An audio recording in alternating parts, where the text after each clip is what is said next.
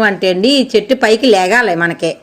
లేపినప్పుడు ఇబ్బంది కలగకుండా ఉండాలి అంటే మట్టి మనకు కాస్త గొల్ల చెయ్యాలి. చూసారా అలా ఇరిగిందండి. నాకు ఒక ఆలోచన కూడా రాలేదండి. పిన్ని చెప్పే వరకునో పైకి లెగదీసి కడతావా అంది. అప్పుడు జ్ఞాపం వచ్చింది.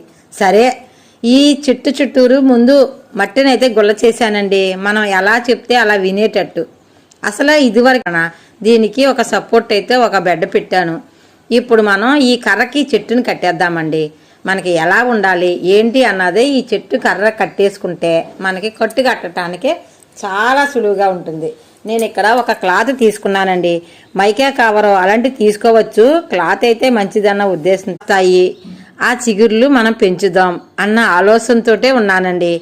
అయితే ఇవి మేలు ఫీమేలు ఉంటాయండి. అసలు బొబ్బాయి చెట్టు మేలు ఫీమేలు మేలు చెట్టు తీసేస్తామండి మన తోటలో. ఇప్పుడు